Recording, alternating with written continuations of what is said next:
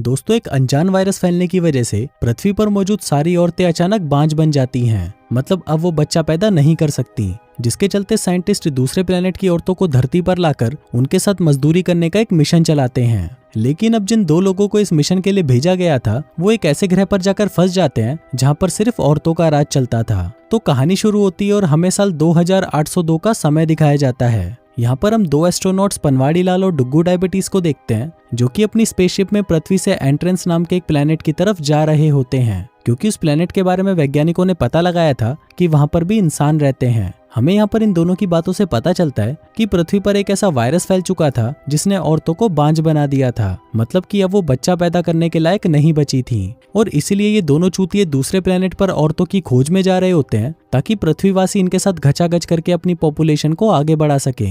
इन दोनों का मिशन था एंट्रेंस प्लेनेट पर लैंड करना और वहां पर रह रही औरतों का पता लगाना, ताकि वो उन्हें पटाकर पृथ्वी के ठरकी आदमियों के लिए उन्हें वहां पर ला सके। अब जब उनका स्पेसशिप एंट्रेंस प्लेनेट के ऑर्बिट में प्रवेश करता है, तो उस प्लेनेट की तेज ग्रेविटेशनल फोर्स के कारण उनके स्पेसशिप में कुछ खराबी आ जाती है। वो दोनों उस स्पेसशिप को कंट्रोल करने की बहुत कोशिश करते हैं, लेकिन वो ऐसा नहीं कर पाते, जिस वजह से उनका स्पेसशिप एंट्रेंस की सतह पर ही क्रैश हो जाता है। अब इस क्रैश में दोनों में से किसी की जान तो नहीं जाती, लेकिन डुग्गू डायबिटीज को थोड़ी चोट लग जाती है। अब इससे पहले कि अंदर का धुआं उन दोनों का दम गोड़ देता, पनवाड़ी लाल डुग्गू डायबिटीज को बाहर निकाल लेता है। इसके बाद हमें एंट्रेंस ग्रह का पूरा नजारा दिखाया जाता है, जो कि पूरी तरह एक बंजर ग्रह था। इसके बाद पनवाड़ी लाल डुग्गू डायबिटीज की चोट का इलाज करने लगता है, और वो उसे यहाँ पर एक भविष्य का इंजेक्शन देता है, जो कि डुग्गू डायबिटीज को पूरी तरह ठीक कर देता है।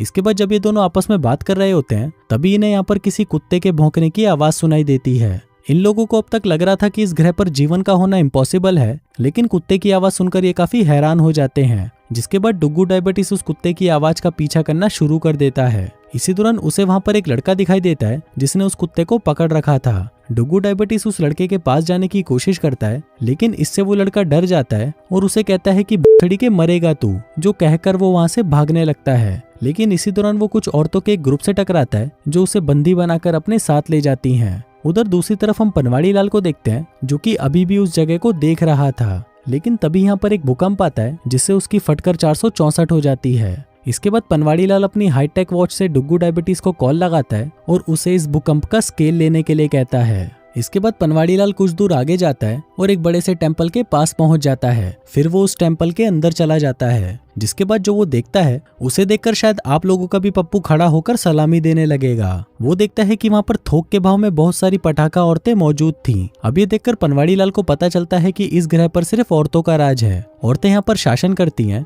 और आदमियों की जिंदगी यहाँ पर कुत्तों से भी बेकार है। उन्हें यहाँ पर गुलाम बनाकर रखा जाता है और उनके गोटों पर लठ मारकर उनसे काम करवाया जाता है। और इनमें से जो भी आदमी बड़े हथियार वाले होते हैं, उनका इस्तेमाल ये औरतें अपनी ठरक मिटाने और बच्चा पैदा करने के लिए करती हैं। अब मंदिर के अंदर हमें कुछ औरतों को दिखाया जाता है, जो कि अपने भगवान से प्रार्थना कर रही थी। तभी जमीन में से हम इनके भगवान को बाहर निकलता हुआ देखते हैं, जो कि एक बड़ा सा कोबरा होता है। इसके बाद हम इस ग्रह की रानी नहीं दूंगी को देखते हैं, जो कि देती तो सबको है, बस उसका नाम ही नहीं दूंगी है। हम देखते हैं कि नहीं दूंगी अपने ग्रुप के काम से खुश नहीं थी, क्योंकि उसकी एक सदस्य ने अपनी झांटों में आग लगा दी थी, जिसको देखकर बाकी सभी सदस्यों ने भी अपनी झांटों में आग लगा डाली। फिर इसके कुछ देर बाद कुछ औरतें उसी लड़के को इस रूम में लेकर आती हैं, जिसे इन्होंने कुछ देर पहले बाहर पकड़ा था। अब ये देखकर पनवाड़ी लाल की फटी पड़ी थी, लेकिन फिर भी वो वहीं रुककर इनके रिचुअल्स को देखने लगता है। तभी रानी की सेनापति बेदर्दी ऐलान करती है कि इस लड़के को हमारे भगवान नागू देवता को बलिदान में दे दिया जाए। अब ये बात सुनकर उस लड़के की बहन, जिसका नाम छतरी वाली होता है, वो यहाँ पर नहीं दूंगी और उसके ग्रुप की औरतों से लड़ने लगती है। यहाँ पर हमें ये भी पता चलता है कि इस टेम्पल की औरतें 2 ग्रुप में बटी हुई हैं, जिसमें पहले वो होती हैं जो बेदर्दी के लिए काम करती हैं और दूसरी वो होती हैं जो नहीं दूंगी यानी महारानी के लिए काम करती हैं। अब छतरी वाली अकेली यहाँ पर अपने भाई के लिए लड़ रही होती है, जिस दौरान नागू देवता भी यहाँ पर इन पर हमला कर देता है और ग्रुप की एक औरत को निगल जाता है।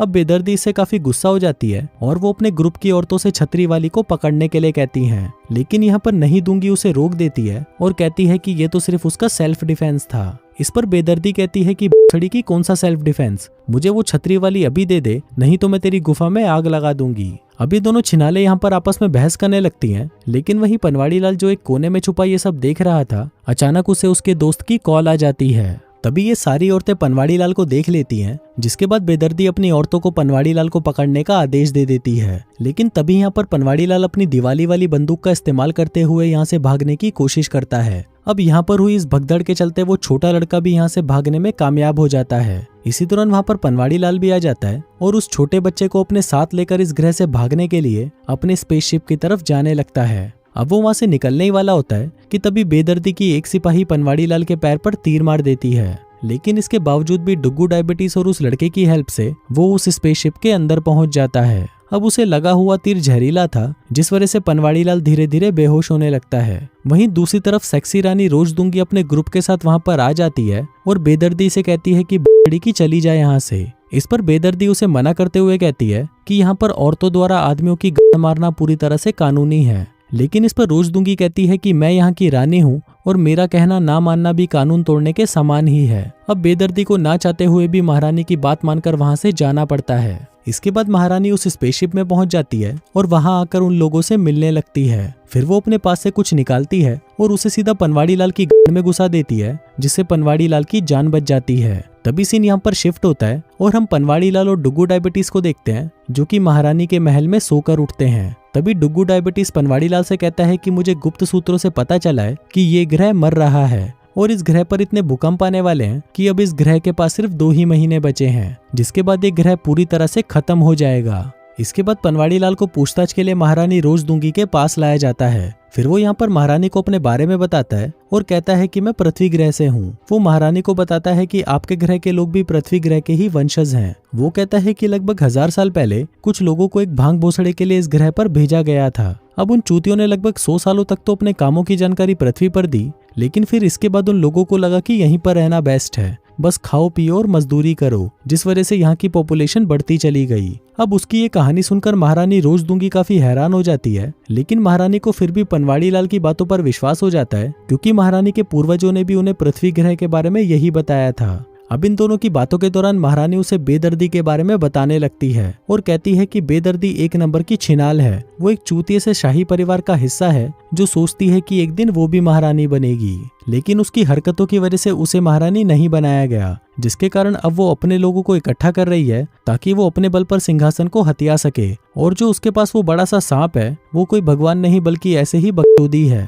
फिर यहाँ पर पनवाड़ी लाल महारानी को बताता है कि ये ग्रह जल्दी ही मरने वाला है, इसलिए उन्हें इस ग्रह को खाली कर देना चाहिए। लेकिन यहाँ पर महारानी पनवाड़ी लाल की ये बात नहीं सुनना चाह रही थी, इसलिए वो बात को बदल देती है और उसे बताने लगती है कि इस ग्रह पर मर्दों का राज क्यों नहीं है। वो कहती है कि बहुत साल पहले मर्दों ने आसमान में एक रोशनी देखी जिससे बहुत सारे मर्द नपुंसक बन गए, जिसके चलते यहाँ पर औरतों में मर्दों से ज्यादा पावर्स आ गई, जिसके बाद यहाँ पर सिर्फ औरतें ही राज करने लगी। अब अगर यहाँ पर कोई भी मर्द गलती करता है तो सजा के तौर पर उसका हथियार काटकर उसका मुंह काला करवाकर उसको गधे पर बिठाकर घुमाया जाता है। फिर कुछ देर बाद महारानी पनवाड़ी लाल को एक पुरानी सी खदान के पास लेकर आती है, जहाँ पर बहुत सारे आदमी मजदूर के रूप में काम कर रहे थे। रानी बताती है कि यहाँ पर मर्दों का इस्तेमाल या तो बलि देने के लिए किया जाता है या उनसे गुलामी कराने के लिए, और अगर कभी कभी मन हो तो बच्चा पैदा करने के लिए भी। अब महारानी की ये बात पनवाड़ी लाल को पसंद नहीं आती, जिसके बाद जब वो उनकी इन बातों को गलत ठहराता है तो महारानी उसके मुंह पर एक घुसंड मारती है, जिसके बाद उसे यहाँ से ले जाया जाता है। फिर जब रानी के सैनिक उसे यहाँ से ले जा रहे होते हैं तभी बेदर्दी का ग्रुप उन पर हमला कर देता है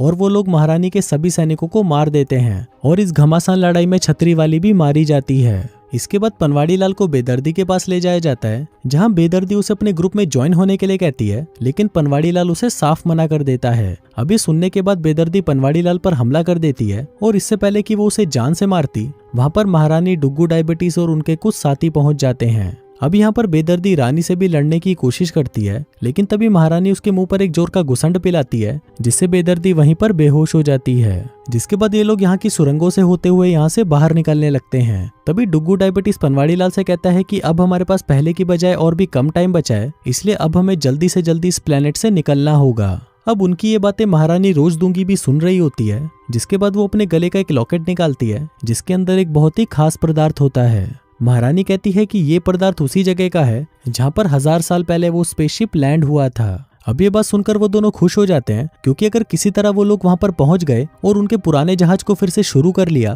तो ये लोग वापस से पृथ्वी पर जा सकेंगे। अब यहाँ पर रानी भी इनकी मदद करने के लिए तैयार हो जाती है, जिसके बाद वो लोग उस जगह की तरफ आगे बढ़ने लगते हैं जिस दौरान जिन लोगों को बेदर्दी ने कैद करके रखा था ये उनको आजाद भी कर देते हैं। फिर जब ये लोग उस जगह से बाहर निकल आते हैं तो महारानी इन्हें बताती है कि अभी हमें और कई किलोमीटर्स की यात्रा तय करनी होगी क्योंकि वो जगह एक बड़ी सी पहाड़ी के पीछे है। अब यहाँ पर पनवाड़ी लाल रोजदूंगी को भी अपने साथ पृथ्वी पर आने के लिए मनाने की कोशिश करता है। वो उससे कहता है कि पृथ्वी ग्रह तुम्हारे लिए ज्यादा सुरक्षित है, लेकिन रोजदूंगी उसे मना कर देती है। वो कहती है कि मैं किसी को भी गुलाम नहीं बनाती, बल्कि मुझे तो यहाँ रहकर लोगों की सेवा करना अच्छा लगता है और मैं इसी ग्रह के साथ ही यहाँ पर मरना चाहूंगी। इसी दौरान वहाँ पर एक बहुत ही बड़ा भूकंप आता है जिसकी वजह से ये सभी लोग नीचे गिर जाते हैं। अब यहाँ पर डुगू डायबिटीज समझ जाता है कि ये ग्रह तबाह होने ही वाला है। फिर कुछ देर बाद ये लोग एक आदमी के कंकाल के पास आते हैं, जिसके बाद जब डुगू डायबिटीज उस कंकाल की जांच करता है तो उसे पता चलता है कि इस आदमी की मौत आज से लगभग 1000 साल पहले हुई थी